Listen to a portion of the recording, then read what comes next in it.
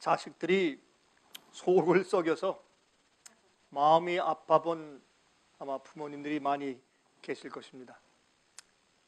이거는 버릴 수도 없고 계속 데리고 살 수도 없고 정말 근심 걱정에 쌓여서 많은 세월을 보내신 그런 좀 심각한 부모님들도 많이 계신 것을 제가 압니다. 저는 여러 해의 목회 경험 가운데 많은 특별히 어머님들이 제 앞에 와서 눈물을 흘리면서 기도해 주기를 요청하는 모습을 참으로 많이 보았습니다. 한두 번이 아닙니다. 어떤 분들은 매일 아침마다 교회에 와서 교회에서 기도해야 되기 때문에, 그래야 하루를 살 수 있기 때문에 교회 키를 좀 달라고 교회에 관리하는 분들께 항상 부탁하는 분들을 저는 여러 번 보았습니다. 어떤 어머니는 제게 교회에 오면 항상 한 30분씩 일찍 교회에 옵니다. 이제 물론 기도 드리기 위해서도 오지만은 저에게 부탁을 드리기 위해서 옵니다. 목사님, 제 아들이 오늘도 감옥에 있습니다. 목사님의 기도가 필요합니다. 그 다음부터 목이 메어서 말을 못해요. 그런 그 어머니의 고통을 제가 보면서 제가 생각하기를 우리 하나님은 어떠하실까? 우리 하나님은 어떠하실까? 하는 그런 생각을 제가 한 적이 한두 번이 아닙니다. 우리는 바빠서 하나님의 마음을 헤아려 보기를 게을리 하고 있습니다. 우리는 우리가 경험하고 해결해야 할 그런 일들이 너무나 많기 때문에 발등에 불이 떨어져 있으니 어떻게 하겠습니까? 그래서 우리가 제대로 우리 마음을 쓰지 못하지만은 하나님의 마음을 가만히 들여다보고 있노라면 우리 마음 속에 정말 세상이 싫어지고 빨리 예수께서 오시기를 원하는 간절한 소망이 우리 마음 가운데 생기는 것입니다. 제가 늘상 자주 반복하지만 영생은 하나님 아버지와 그의 보내신 자 예수 그리스도를 아는 것입니다. 우리가 하나님을 헤아려 알 때에 우리 마음 가운데 구원이 분명해지고 또한 영생 얻을 하나님의 거룩한 형상이 우리 마음속에 아로새겨지는 것입니다. 여러분들이 어떤 성질을 받고 태어났든지, 여러분들이 남들을 얼마나 괴롭혀 오고 있는지, 아니면 괴롭혀 왔는지, 지금은 괜찮은지, 그건 하나님만 아시죠. 우리가 하나님께 기쁨이 되고 주위 사람들에게 즐거움이 되는 삶을 살 수 있다면 그 사람은 하늘의 사람이 되겠죠. 여러분, 우리는 참 이상해요. 우리 인간의 마음은요, 기본적으로 그 이기심과 교만 때문에 내 마음속에 즐거움이 먼저 있어야 돼. 남에 대한 행복보다 내 자신의 안전이 더 중요해요. 내가 기분 나쁘고 속상하면 남이 괴로워할 것은 상관치 않습니다. 갖다 퍼붓고 욕하고 싸우고 오해하고 울고 반목하고 그렇게 합니다. 그게 이기심의 발로입니다. 그리고 우리가 교만해요. 내가 먼저 인정을 받아야 돼. 남들이 나를 먼저 행복하게 해줘야 돼요. 그게 교만심입니다. 근데 하나님은 그런 분이 아니십니다. 하나님은 사랑이라 그렇게 말했습니다. 여러분, 하나님은 사랑이신데 하나님은 그 완전히 순수한 사랑이시기 때문에 그건 다른 말로 바꾸어 말하면 상처받는 율이 우리보다 훨씬 더 높으시다 그 말입니다. 하나님은 사랑이시다? 그 말은 무엇입니까? 사랑이 아닌 이물질이 들어올 때 견딜 수가 없는 것입니다. 예수께서 이 땅에 사실 때 가장 마음이 아프시고 힘드셨던 것은 남들의 오해와 질시와 매를 때림이 아니었습니다. 예수님을 정죄하는 오해하는 것들이 아니었습니다. 예수께서 이 땅에 사실 때 가장 힘드셨던 점은 사람들이 죄에 너무 익숙해져 있는 모습을 보는 것이었습니다.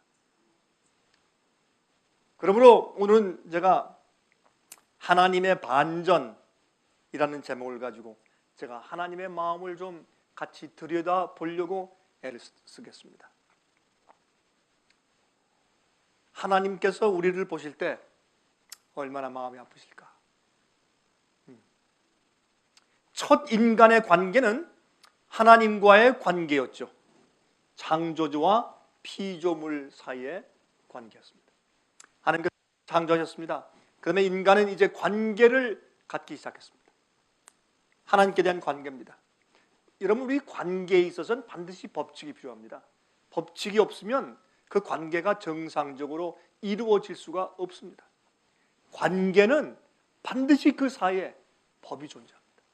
법이 없는 관계는 그건 진정한 관계가 아닙니다. 자기 마음대로 하는 이기적인 관계고 자기 것만 쓰려고 하는 교만한 관계지, 진정한 사랑의 법칙이 그 사이에 없다면 그 관계는 무의미한 관계가 되는 것입니다. 그래서 하나님께서 제일 처음에 주신 계명은 무엇인가? 너희가 온 마음을 다하여 너희 목숨과 힘과 너희 성품을 다하여 주 너희 하나님을 사랑하고, 그것이 하나님과 인간 사이에 생긴 첫 번째 관계에 생기는 사랑의 법칙이었습니다. 그래서 우리 피조물들이 창조주 앞에 우리 온 마음을 다해서 사랑하고 경배하는 것이었습니다.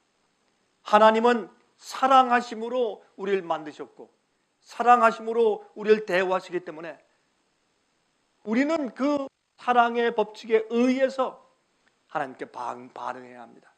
그렇지 않으면 하나님 마음을 아프시게 해드리는 것입니다. 자식들이 부모의 심정을 아프게 해드리는 것은 법을 어기는 것이 아닙니까? 마찬가지입니다.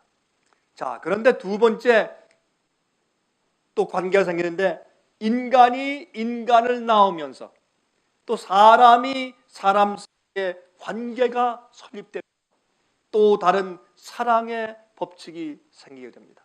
그 사랑의 법칙, 계명이 그 사이에 존재하지 않으면 그것은 무의미한 관계입니다. 서로 헐트하고 서로 아프게 하고 서로 상심케 하고 서로 낙심케 하는, 서로 불행하게 만드는 그런 관계가 되는 것입니다. 두 사람이 존재하면서 관계를 가지고 있다 하는 것이 중요한 것이 아니라 그 관계 사이에 존재하는 사랑의 법칙이 지켜지고 있느냐가 관건입니다. 그것이 지켜지지 않으면 우리는 행복하지 않습니다. 즐겁게 살 수가 없는 것입니다. 보람이 없습니다. 평안이 없습니다. 그래서 하나님께서 계명을 주신 것입니다. 관계 속에는 반드시 사랑의 법칙이 있어야 합니다. 이제 신명기 6장 4절부터 9절까지 있는 말씀을 읽겠습니다. 신명기 6장 4절부터 9절까지입니다. 여러분, 이 말씀을 읽으면 하나님의 마음이 보입니다.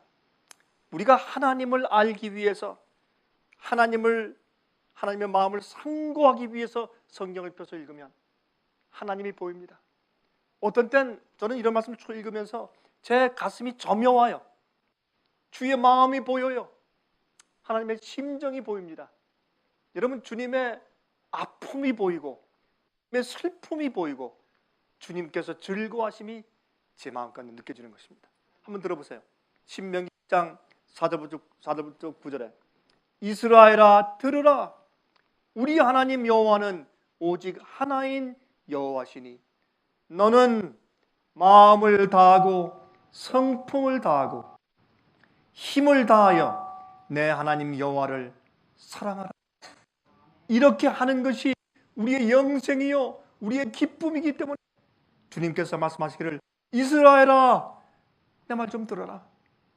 이것이 원칙이요 이것이 너희 생명이다. 그렇게 말씀하시는 것입니다. 오늘날 내가 내게 명하는 이 말씀을 너는 마음에 새기고 내 자녀에게 부지런히 가르치며 집에 앉았을 때든지 길에 행할 때든지 누웠을 때든지 일어날 때든지 이 말씀을 강론할 것이며 너는 또 그것을 내 손목에 매어 기호를 삼으며 내 미간에 붙여 표를 삼고 또 내 집 문설주와 바깥문에 기록할지어다. 이것이 너무 중요하기 때문에 참 단순한 얘기예요. 내 마음을 다하고 성품을 다하고 힘을 다하여 내 하나님 여호와를 사랑하라.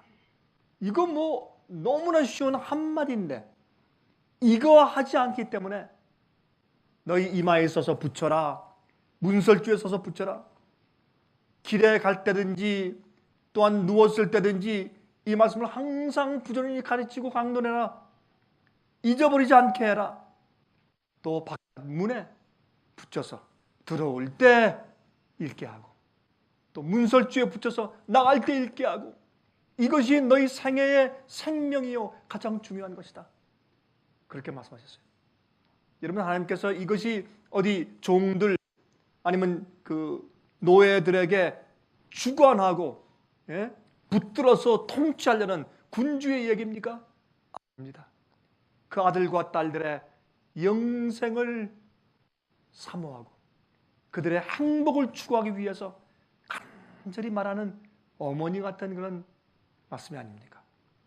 여기 또 레위기서 19장 1절부터 18절까지 좀 긴 말씀이지만 읽어보도록 하겠습니다. 하나님의 사랑의 음성을 한번 들어보십시오. 레위기서 19장 1절부터 18절입니다. 저는 이런 말씀을 읽으면 제 가슴이 저명와요. 여러분들은 어떤지 모르겠습니다. 여호와께서 모세에게 일러 가라사대 너는 이스라엘 자손의 온 회중에게 고하여 이르라. 너희는 거룩하라. 나 여호와 너희 하나님이 거룩함이니라. 너희 각 사람은 부모를 경외하고 너희 안식일을 지키라. 나는 너의 하나님 여호와니라. 너희는 헛것을 위하지 말며 너희를 위하여 신상들을 부어 만들지 말라. 나는 너희 하나님 여호와니라. 여기에 이제 계명을 말씀하시는데 10계명을 좀 순서는 바뀌었지만 10계명을 나열하고 있습니다. 지금 모세 선지자께서. 근데 여기에 부모를 공경하고 경외하는데 여기에 같이 맞물려서 나의 안식일을 지키라 그랬습니다. 이것은 우리가 우리 부모를 공경하는 길이 있어요. 마찬가지로 하나님을 경외하고 공경하는 길이 있습니다. 나 여호와 이외에 다른 신을 내게 두지 말라. 그러면 여호와 외에 다른 신을 우리 생애에 두지 않으려면 무엇을 해야 돼요? 하나님의 안식일을 지켜야 돼요. 이것이 기억하는 법칙입니다. 그렇게 지금 모세는 말씀하고 있어요. 여기 보세요. 너희는 헛것을 위해서 신상을 부어 만들지 말라. 우상 숭배하지 말라는 말씀하시죠. 너희는 화목제 희생을 여호와께 드릴 때 연락되도록 드리고. 이것은 무슨 말입니까? 흠이 없는, 상처가 없는, 절지 않는, 눈물이 아니한 깨끗한 순수한 번제물을 드려야 합니다. 그렇죠? 흠 없으신, 죄 없으신 하나님께서 주신 그 계명, 관계, 하나님과 인간 사이의 관계 계명과 인간과 인간 사이의 관계 계명에 충실하신 온전하신 메시아 예수 그리스도를 상징하기 위한 흠 없는 어린 양, 그 어린 양을 연납되도록 드리고 그 제물은 드리는 날과 이튿날에 먹고 제3일까지 남았거든 불사르라. 무슨 말입니까? 예수님의 십자가에 돌아가심과 3일째 부활하심을 그들이 기억하여 앞으로 메시아가 어떤 일을 할 것이며 메시아가 와서 어떻게 살 것인가를 그들에게 미리 예언적으로 깨닫게 하시는 말씀을 지금부터 주신 것입니다. 여기 보세요. 그 제물은 드리는 날과 이튿날에 먹고 제3일까지 남았거든 불사르라. 3일 만에 부활하신 예수 그리스도, 하실 예수 그리스도 메시아를 이렇게 하나님께서 미리부터 말씀해 주신 것입니다. 3일 이후에 있는 그 살코기를 남겼다가 먹는 자는 큰일 난다. 하나님의 구속의 계획에 대해서 깨닫게 하시는 말씀을 이렇게 상징적으로 주신 것이죠.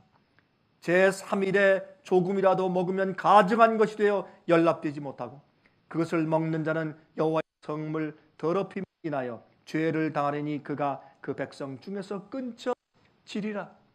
우리는 하나님의 아들 예수 그리스도의 구속을 믿는데 어떻게 오신 예수 그리스도? 예언하신 대로 오신 그리스도, 예언하신 대로 이 땅에 오셔서 그렇게 사신 그리스도, 예언하신 대로 돌아가시고 예언하신 날짜에 부활하셔서 승천하신 예수 그리스도를 믿습니다.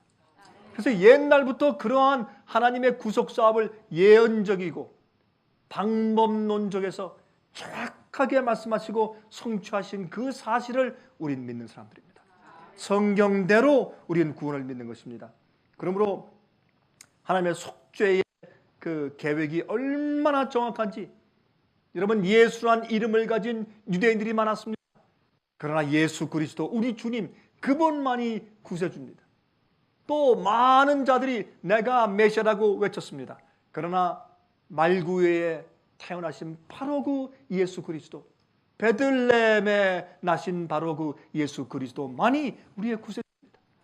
그래서 이 성경에는 말이죠, 예언이 중요한 이유는 하나님께서 말씀하신 계획대로 성취되어야 하고 그렇게 이루어져야 주님의 구속 사업이 맞습니다. 또한 주님의 구속 사업은 우리를 구속하기 위해서 어떤 방식으로 복음이 이루어져야 하는가 하는 설명도 아주 중요한 것입니다. 9절, 너희 땅에 곡물을 벨 때에 너는 밭 모퉁이까지 다 거두지 말고 너희의 떨어진 이삭도 줍지 말며 너희의 포도원의 열매를 다 따지 말며 너희의 포도원에 떨어진 열매도 줍지 말고 가난한 사람과 타국인을 위하여 버려두라. 나는 너희 하나님 여호와니라. 여러분, 이 말씀을 읽을 때 어떤 생각이 들어가세요?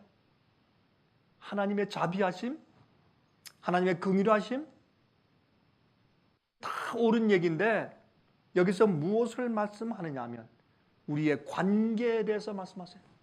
인간과 인간 사이의 관계에 대해서 말씀하세요. 하나님이 우리에게 얼마나 자비하신가 하는 것을 알면 우리도 남에게 그렇게 해야 합니다. 너희는 하늘에 계신 내 아버지처럼 온전하라. 그 아버지는 악인과 의인에게 똑같이 햇빛을 주시고 똑같이 우로를 주시는 분이라. 그래서 우리가 하나님과 인간의 관계가 생기면 온 마음을 내서 주님을 사랑해야 합니다. 인간과 인간 사이의 관계가 생기면 우리는 내 이웃을 내 몸처럼 사랑해야 합니다. 황금률이 무엇입니까? 남이 나에게 어떻게 해주면 좋겠다 하는 그대로 남을 대접하란 말입니다. 그게 황금률이에요. 그거 참 쉽지 않습니다. 특별히 요즘처럼 말이죠. 예? 조금만 잘못하면 칼을 빼들고 강도질하는 세상, 사람을 모함하고 사람을 괴롭히는 세상, 이런 세상에 정말 이런 황금률을 지키며 사는 것은 참으로 위험합니다. 한편 뺨을 때리면 다른 편 뺨을 갖다 내대는 것은 쉽지 않습니다. 그렇게 할 수 있는 것은 하나님의 심판과 하나님의 보호하심을 믿는 전적인 신앙이 없으면 그것은 불가능합니다. 그래서 마지막에 큰 핍박이 올 때 그 환난 속에서 살아나가는 주의 백성들을 보면 하늘이 큰 소리를 외칠 것입니다. 여기에 성도들의 인내가 있다. 이들은 하나님의 계명을 지키며 예수 믿음을 가지고 있다. 그렇게 외칠 것입니다. 그들 속에 나타난 하나님의 관계 법칙이 아주 분명히 드러난 하나님께서 마지막 교회를 가지고 계실 것입니다. 그 일을 위해서 우리는 지금 훈련받고 있습니다. 제가요, 처음에 미국에 와서 저는 하여튼 그 히치하이킹이지 않습니까? 이렇게 손을 이렇게 들고 이제 태워달라는 사람들, 전 히치하이크 하는 사람들만 보면 전 거의 다 섰어요. 다 태워줬어요. 근데 한 번 제가 큰 다쳤습니다. 히치하이크 하겠다고 탄 사람이 얼마나 오히려 저한테 성질을 부리는지 제가 한 번 그런 경험을 한 다음부터 아주 주의하게 되더라고요. 이런 악한 세상에서 하나님의 법칙을 따라 사는 것이 쉽지 않은 것을 압니다. 우리가 뱀처럼 지혜로운 마음도 가져야 하는 것이 사실이죠. 여러분 여기에 이 말씀을 읽으면 하나님께서 우리 인간들을 어떤 방식으로 살도록 원하시는지 하시는 주의 마음을 우리 여기서 들여다볼 수 있는 것입니다. 너희는 도적질하지 말며 속이지 말며 거짓말하지 말며 너희는 내 이름으로 거짓 맹세함으로 내 하나님 이름을 욕되게 하지 말라. 나는 여호와니라. 여러분 이것이 하나님의 이름을 망령되이 일컫지 말라는 뜻입니다. 하나님의 이름을 빌려서 나의 거짓을 옹호하고 나의 고집을 옹호합니다. 그렇게 하지 말라는 것입니다. 하나님은 거룩하신 분이기 때문에 너희도 거룩한 그런 삶을 살라 그렇게 말씀하십니다. 너는 내 이웃을 압제하지 말며 늑탈하지 말며 품꾼의 삭슬 아침까지 밤새도록 내게 두지 말며 너는 귀먹은 자를 저주하지 말며 소경 앞에 장애물을 놓지 말고 내 하나님을 경외하라. 나는 여호와니라. 어디 하나님께서 우리 인간들을 독재하시고 우리를 몰고 가시는 슬레이브 드라이브, 노예를 인도하는 무슨 그걸 뭐라 그러죠? 이제 슬레이브 드라이버, 노예를 인도하는 감독 같은 어디 그런 분의 인상이 이런 말씀 가운데 어디 있습니까? 사람들은 모세 율법, 의문의 율법 하면 그것이 마치 딱딱한 법규로 생각하지만 그렇지 않습니다. 이런 모든 것들은 하나님을 아직 잘 모르는 훈련받지 않은 노예 생활에서 곧 나온 이스라엘 백성들에게 최선을 다해 쉽게 설명하는 하나님의 마음이었습니다. 저는요 이 얘기를 또 할까요? 저는 어디에 가서 식당이든지 가서든지 뭐 호텔에 갔든지 어디든지 저는 팁을 주는 일에 인색하는 걸 아주 싫어합니다. 그러니까 어떤 사람은 그래요. 목사님은 팁을 부자처럼 팁을 주십니다. 제가 이 팁을 주는 일에 후하기 때문에 주님께서 제게 돈을 조금 더 주시길 바랍니다. 제가 잘 살기 위해서가 아니라 제가 왜 그런 마음을 쓰는가? 제가 너그러워서? 아닙니다. 성경에 가만히 보니까 제가 하나님 마음을 제가 헤아리게 돼요. 남을 위해서 후하게 남겨두란 말이에요. 이 상을 주울 때 떨어진 것은 거두지 말라 말이에요. 놔두란 말이에요. 추수하다가 아직 다 떨지 않은 복숭은 그냥 놔두란 말이에요. 누굴 위해서? 가난한 사람들을 위해서, 그게 필요한 사람들을 위해서, 나그네를 위해서, 타인들을 위해서 놔두라. 제가 그 말씀을 읽으면서 하루는 이런 생각이 들어갔어요. 하나님은 이러한 분이시구나. 그런데 우리는 어떻게 해요? 아껴야지. 이카라미, 그렇죠? 경제해야지. 예? 어떤 집에 가면 그렇게 하시는 거죠. 괜히 뭐라고 그러는 건 아닌데 어떤 집에 가면 페이퍼 타워 그걸 이제 쓴 다음에 물도 빨아요. 페이퍼 타워예요. 그냥 타워가 아니고 그걸 말려요. 그리고 또 써요. 말려요. 10번 해서 다 헤어진 다음에 그냥 걸레가 아니라 페이퍼 타워가 다 헤어져서 없어질 때까지 써요. 저는 그렇게 하는 것을 제가 뭐라고 하는 건 아니고 그것이 우리에게 배어 있어요. 그런 생활 습관이 왜 배어 있을까요? 사람들이 서로서로 내 이웃을 내 몸처럼 사랑하는 그 계명이 지켜지지 않고 있기 때문에 나를 살려야 돼. 서바이벌 게임이에요. 서바이벌. 내가 죽겠는데 그렇게 안 하면 아껴야지. 돈이 없는데 불쌍한 사람들을 돌아보잖아요. 왜? 나도 힘드니까. 여러분 불쌍한 사람들 돌아보세요.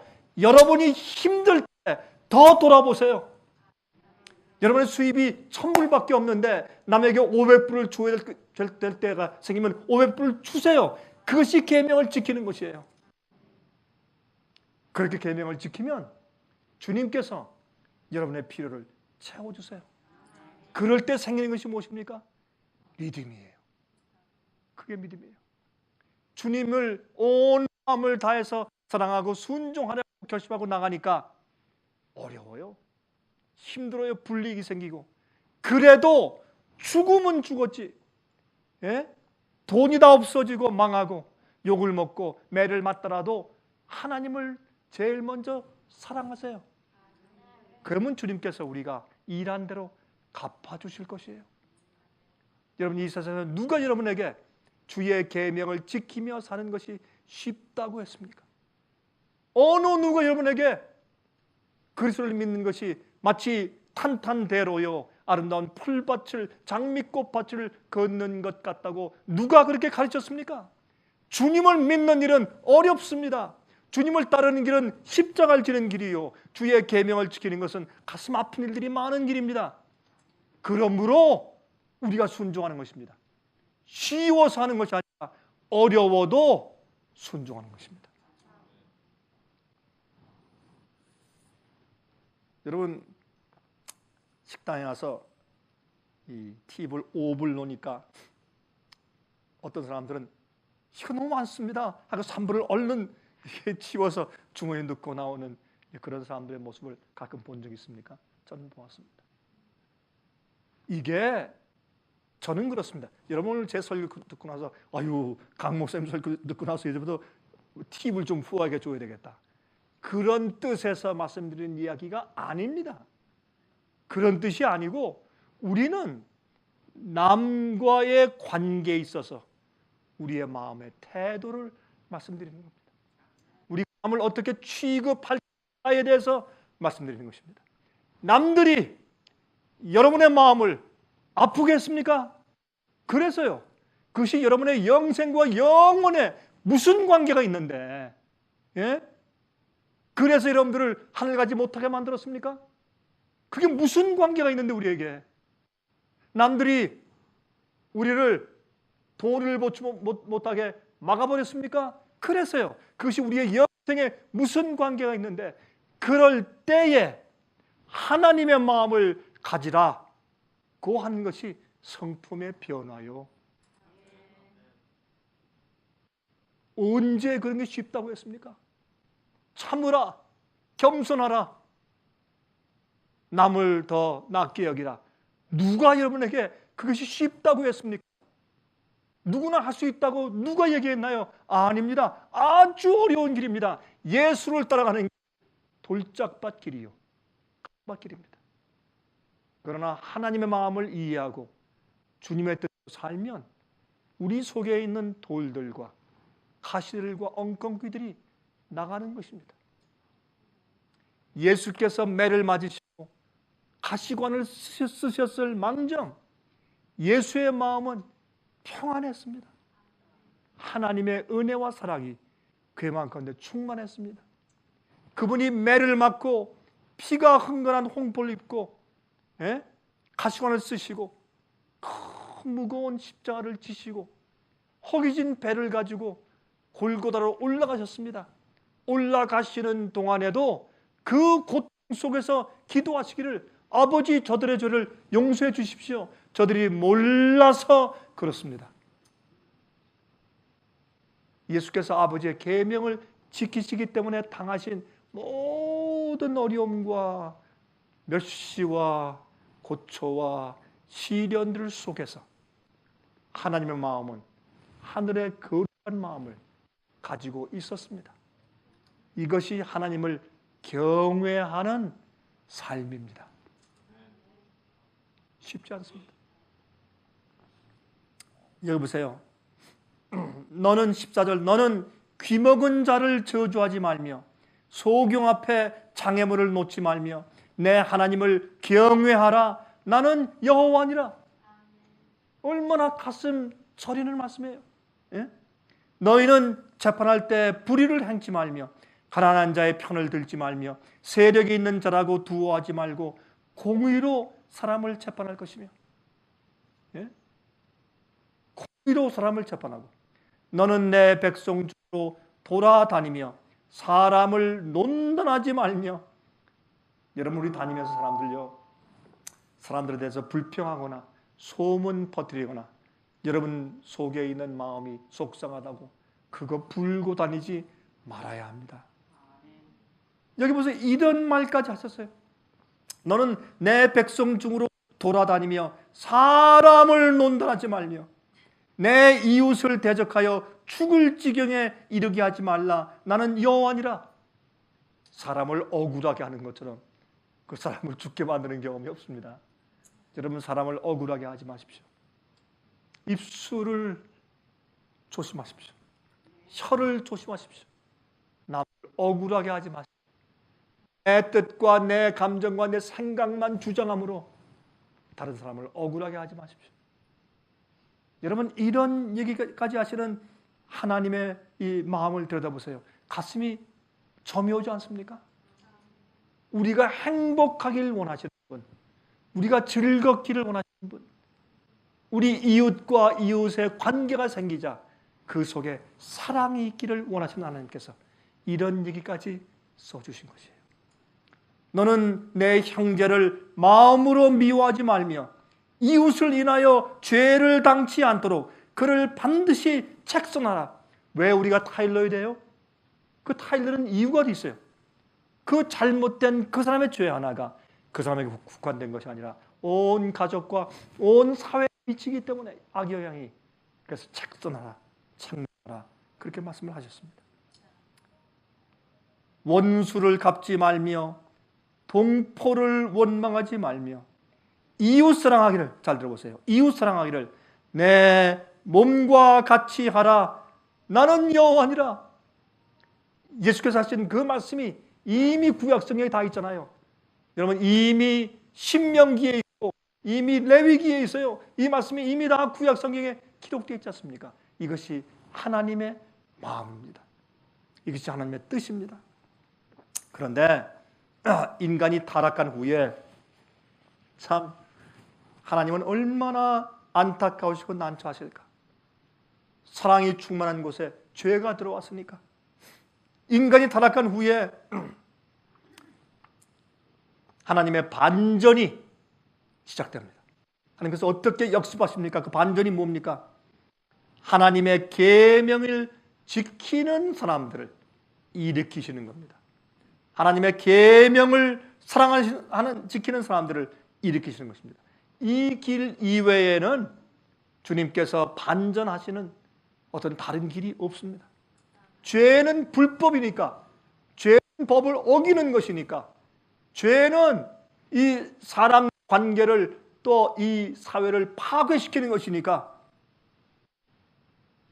하나님께서 그것을 역습하시는 길은 하나님의 계명을 지키는 사람들을 일으켜 세우시는 것 이거는 길이 없는 것입니다. 그래서 하나님께서 이 반전을 위해서 누굴 사용하십니까? 그렇게 타락한, 그렇게 먹기 살기 좋고 아름다운, 과일이 많은, 기후가 좋은 그 기가 막힌 세상에서 그렇게 하나님을 반역하고 타락한 그 인류를 위해서 주님께서 에녹을 일으키십니다. 에녹만 하나님과 동행하기로 그렇게 만들어진 인간입니까? 아닙니다. 에녹이 그렇게 하나님 마음을 알고 거기에 반응한 것입니다. 하나님과 함께 300년 동안 동행했다. 아들을 낳은 다음에 드디어 부모로서 자식을 위한 간절한 심령을 이해하게 되었어요. 그가 하나님을 그전에는 몰랐습니까? 아닙니다. 그런데 무드셀라 아들을 낳은 다음에 그것은 정말 자기 자신을 내어주기까지 사랑하는 것이 무엇인지를 깨닫기 시작하면서 그가 하나님께 대한 태도가 점점 더 깊어진 것입니다. 그 다음에 노아, 아무도 믿지 않고 야유할 때 언덕에 자기 재산 다 팔아서 정말 나무로 뚝딱뚝딱 배를 짓는 믿음을 가진 노아를 통해서 주님께서 반전하십니다. 반역한 세상, 죄 짓는 세상, 주의 계명을 무시하는 세상에 하나님의 계명을 지키는 사람들을 일으켜서 그 패역과 마귀의 반역을 주님께서 반전하시고 역습하시는 것입니다. 그러니 주님의 역사는 얼마나 시간이 걸리겠어요? 시간이 걸리고 인내가 필요하고 오래 참아야 합니다. 이것은 퀵 픽스, 빨리 어떤 일을 행하는 일이 이 일로는 되지 않기 때문에 그렇습니다. 그런데 또 기가 막힌 것은 말이죠. 홍수가 지났습니다. 이젠 노아의 세 아들 셈, 함, 야벳과 그 자손들밖에 없습니다. 이제는 기쁨과 행복과 사랑이 충만한 세상이 되어야 되죠. 근데 그들도 타락합니다.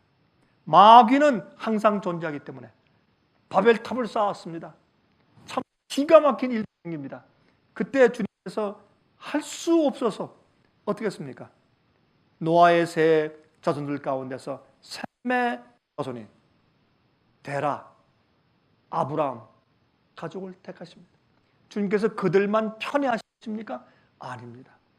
하나님의 마음을 알고 그에게 반응한 자들을, 가장 가깝게 반응한 자를 택해서 믿음의 조상을 삼아 계획하신 것입니다. 자, 갈대아 우리에서 불러내셨습니다. 여러분, 갈대아 지방을 잘 모르시죠? 갈대아 지방은 이 바벨론 지방의 한 지방인데, 갈대아 우르는 옛날에 고대 문명의 발상지 가운데 한 곳입니다. 굉장히 많은 그런 문명의 발상지들이 고고학을 통해서 발견되었는데, 그 당시에 이 갈대아 우르 지방에 이 아브라함이 살 때 그 당시를 말하는 것입니다. 공동 목욕탕이 있었고, 이 밑바닥은 타일가 깔렸습니다. 예? 그걸 이제 구워가지고 반짝반짝한 타일가 깔려 있고, 지금하고 별 다를 게 없어요. 그리고 수세식 화장실이 있고, 물을 틀면 쭉 내려오는 수세식 화장실이 있었고, 그 다음에 또 개인 이 샤워 시설이 있었고, 꽃가루로 만든 화장품들이 있었고. 여러분들이 이 얼굴에 바르는 화장품들은 뭐예요? 예? 사실 그런 무슨 이 식물과 아니면 그런 꽃에서 채취한 것들이 아니에요. 결국에는 이런 꽃가루로 만든 기가 막힌 화장품들이 있었고, 여자들의 화려한 장신구들이 있었고, 아름다운 핸드백들이 있었습니다. 한 번은 제가 이 고고학 그 전시원에서 보니까 옛날 그 연대를 가만히 보니까 옛날 아브라함 그 당시보다 좀 늦지만 뭐 대동소이한 그때의 이제 물건들이에요. 가만히 보니까 야, 이게 옛날에 아브라함의 아내 사라가 아마 이런 핸드백을 들고 다녔을 것 같다 하는 그런 생각이 제 마음 가운데 들었어요. 그렇게 좋고 편리한 곳이었습니다. 그러나 하나님께서 여기를 떠나 가라 했습니다. 아브라함에게 믿음을 가르치고 사랑을 가르쳤습니다. 믿어야 사랑하지, 믿어야 신뢰야 순종하지, 그것을 가르치시기 위한 여행길을 떠나게 하신 것을 우리가 성경에서 잘 보는 것입니다. 그러므로 갈대아 우르는 믿음의 시작이었고, 모리아산 아들을 데리고 올라간 곳은 믿음의 결론인 사랑을 배우는 곳이었습니다. 그래서 그는 하나님의 마음을 알게 되었습니다. 그래서 그가 믿음의 조상이 된 것입니다. 이래서 이제 언약 관계에 들어가게 하시는 것이죠. 이 언약 관계는 우리가 잘 알다시피 하나님께서 그러한 주님의 관계 계명을 순종하며 살 수 있게 우리 마음을 고쳐주시고 새로운 마음을 넣어주시고 주님의 계명을 우리 마음 가운데 기록해 주시는 일로 인도해 드리시는 것을 새 약속에 들어가는 것이라고 그렇게 성경에 기록하신 것을 우리가 잘 보는 것입니다. 창세기 26장 2절부터 5절 보시면 이렇게 말씀하십니다. 여호와께서 이삭에게 나타나 말씀하시되 애굽으로 내려가지 말고 내가 내게 지시하는 땅에 거하라. 이 땅에 유하면 내가 너와 함께 있어 내게 복을 주고 내가 이 모든 땅을 너와 내 자손에게 주리라. 내가 내 아비 아브라함에게 맹세한 것을 이루어 내 자손을 하늘의 별과 같이 번성케 하며 이 모든 땅을 내 자손에게 주리니 내 자손을 인하여 천하 만민이 복을 받으리라. 하나님께서 이삭에게 하신 말씀이에요. 근데 그렇게 이삭에게 복을 주시는 이유가 어디 있어요? 여기 5절. 그 이유는 아브라함이 내 말을 순종하고 내 명령과 내 계명과 내 율례와 내 법도를 지켰음이니라 하시니라. 주님께서 누굴 일으키세요? 하나님의 계명을 지키는 자들을 일으키시는 것이에요. 그런 자들로 세상을 충만하게 채우기 위해서 주님께서 반전을 하시고 역습을 하는 것입니다. 그래서 이렇게 구속의 역사가 켜져 왔습니다. 여러분, 여기에 야고보서 2장에 있는 말씀을 한번 8절부터 24절까지 읽겠습니다. 좀 길지만 제가 읽겠습니다. 너희 만일 경에 기록한 대로 내 이웃 사랑하기를 내 몸같이 하라 하신 최고한 법을 지키면 잘하는 것이오니와 만일 너희가 외모로 사람을 취하면 죄를 짓는 것이니 율법이 너희로 범죄자로 정하리라. 누구든지 온 율법을 지키다가 그 하나에 거치면 모두 범한 자가 되나니 간음하지 말라 하시니가 또한 살인하지 말라 하셨은즉 내가 비록 간음하지 아니하여도 살인하면 율법을 범한 자가 되느니라. 너희는 자유의 율법대로 심판받을 자처럼 말도 하고 행하기도 하라. 긍휼을 행하지 아니하는 자에게는 긍휼 없는 심판이 있으리라. 긍휼은 심판을 이기고 자랑하느니라. 여러분, 어떤 일을 남을 판단해야 할 일이 생길 때 판단보다 긍휼을 베푸십시오. 그래야 여러분들이 하나님께로부터 긍휼하심을 받습니다. 내 형제들아 만일 사람이 믿음이 있노라 하고 행함이 없으면 무슨 이익이 있으리요? 그 믿음이 능히 자기를 구원하겠느냐? 만일 형제나 자매가 헐벗고 일용할 양식이 없는데 너희 중에 누구든지 그에게 이르되 평안히 가라, 덥게 하라, 배부르게 하라 하며 그 몸에 쓸 것을 주지 아니하면 무슨 이익이 있으리요? 야, 참 이 얘기는 정말 우리가 한번 생각해 보아야 하는 그런 말씀이죠. 이와 같이 행함이 없는 믿음은 그 자체가 죽은 것이라. 혹이 가로되 너는 믿음이 있고 나는 행함이 있으니 행함이 없는 내 믿음을 내게 보라. 나는 행함으로 내 믿음을 내게 보이리라. 이렇게 하니까 말틴 루터는 이 야고보서를 지푸라기 복음이라고 말을 했어요. 그 당시에 그들이 개혁할 때 강조는 믿음에 대해서 좀 손상시키는 말씀이 될 수 있으니까 그렇게 불평을 했어요. 그래서 어떤 때는 이 야고보서를 성경에서 빼려고 하는 운동도 있었습니다. 그러나 하나님께서 이 야고보서를 이 성경 속에 넣어두신 이유가 있습니다.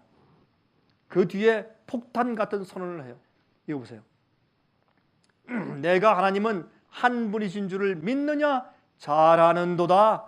귀신들도 믿고 떠느니라. 아, 허탄한 사람아, 행함이 없는 믿음이 헛것인 줄 알고자 하느냐? 우리 조상 아브라함이 그 아들 이삭을 제단에 드릴 때에 행함으로 의롭다 하심을 받는 것이 아니냐? 참, 이건 폭탄 같은 얘기죠. 그렇죠?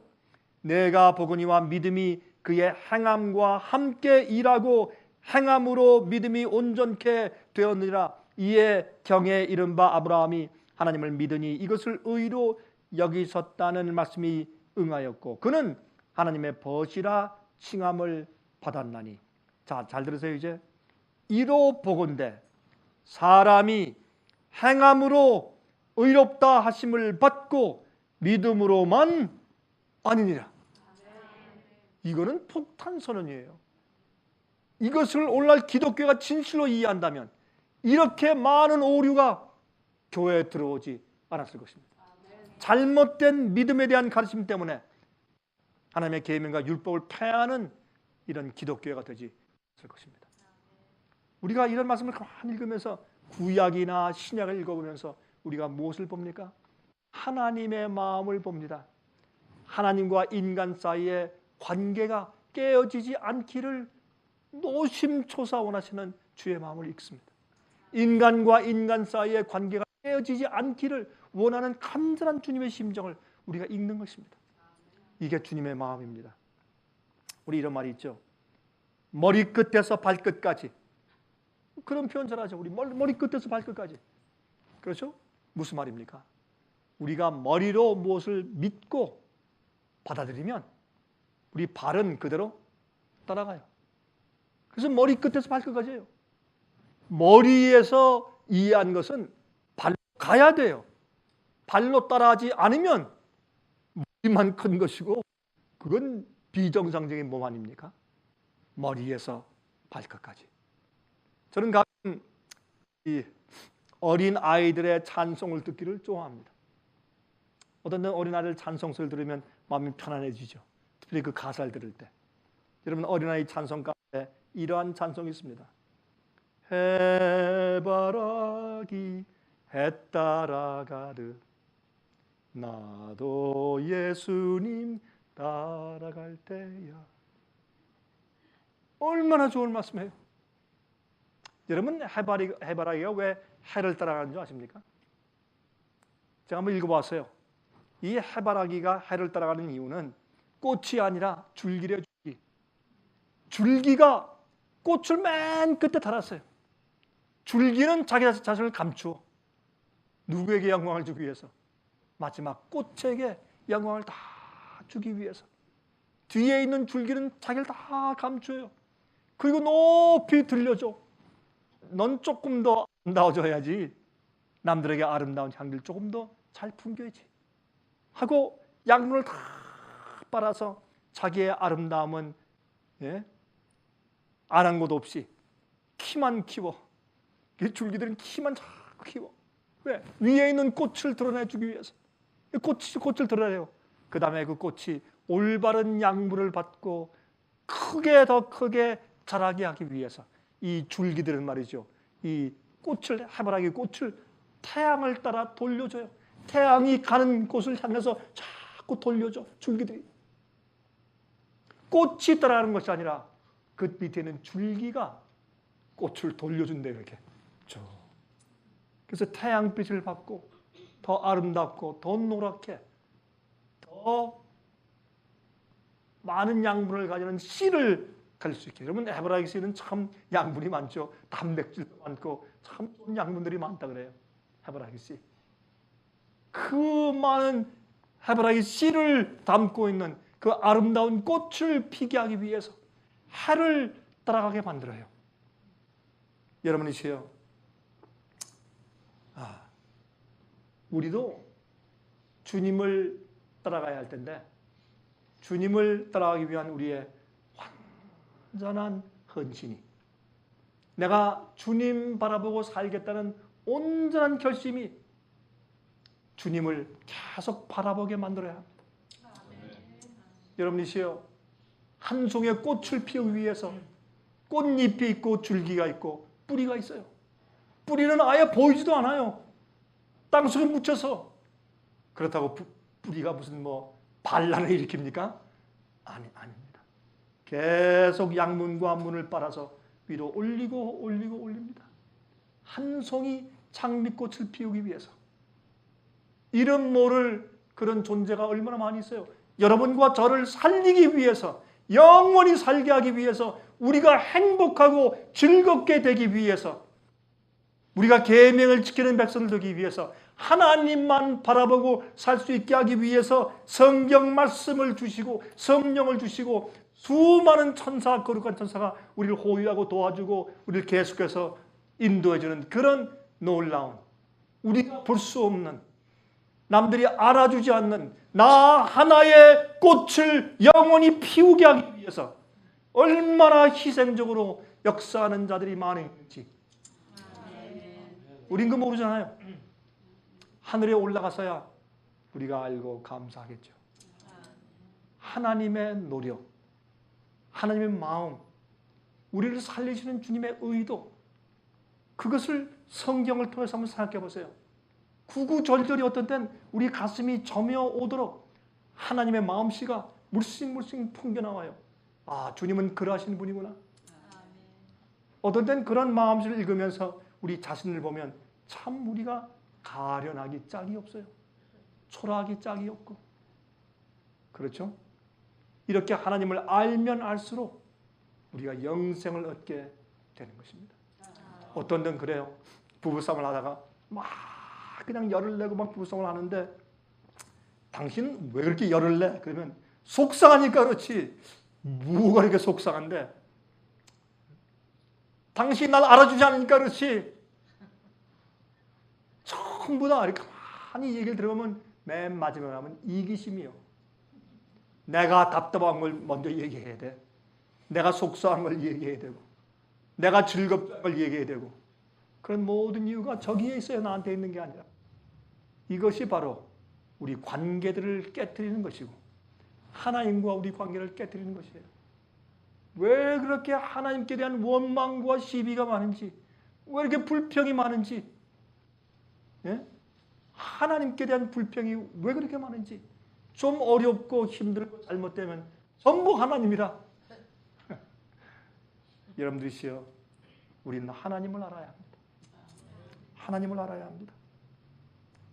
여러분, 요한계시록 14장 12절, 성도들의 인내가 여기 있나니 저희는 하나님의 계명과 예수 믿음을 지키는 자니라. 아멘. 주님께서 뭘 하라면 하면 됐지 왜 그렇게 말들이 많은지. 예? 요한계시록 22장 10절부터 14절, 또 내게 말하되 이 책의 예언의 말씀을 임봉하지 말라. 때가 가까우니라. 불의를 하는 자는 그대로 불의하고, 더러운 자는 그대로 더럽고, 의로운 자는 그대로 의를 행하고, 거룩한 자는 그대로 거룩되게 하라. 보라, 내가 속히 오리니 내가 줄 상이 내게 있어 각 사람에게 그의 일한 대로 갚아주리라. 나는 알파와 오메가요 처음과 나중이요 시작과 끝이라. 그 두루마기를 빠는 자들은 복이 있나니 이는 저희가 생명나무에 나아가며 문들을 통하여 성에 들어갈 권세를 얻으려 함이로다. 여러분, 여기 14절 말씀은 번역이 잘못된 것이에요.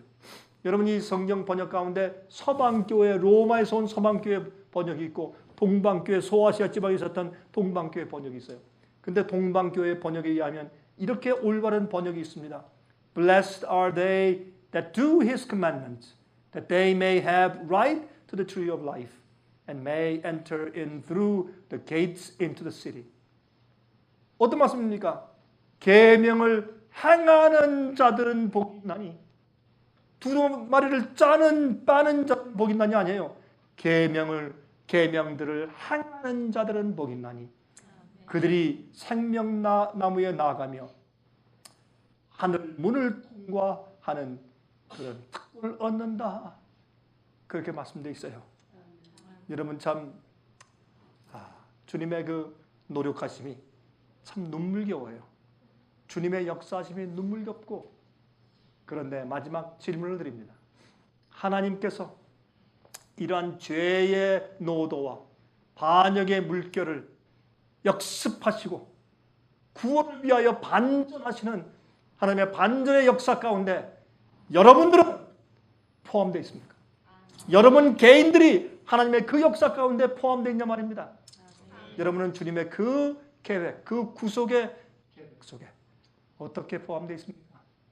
오늘도 아니 계속해서 주께서 오실 때까지 우리는 하나님의 구속의 계획이 성공할 수 있도록 최선을 다해 헌신하는 주의 종들 되시기를 간절하게 바랍니다. 아멘. 기도하겠습니다.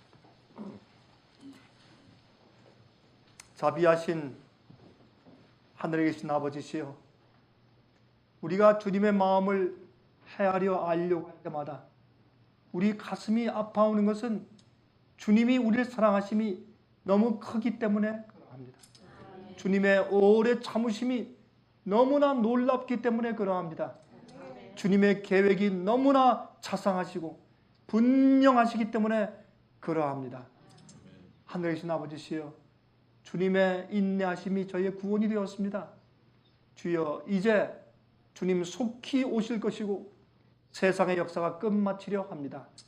이러할 때에 주께서 찾으시는 한 백성, 한 교회, 주님의 계명을 지키고 예수 믿음을 가지고 있는 그 교회를 찾으실 때, 주여, 우리가 여기 싸우니 저희도 그 속에 포함시켜 주시옵소서.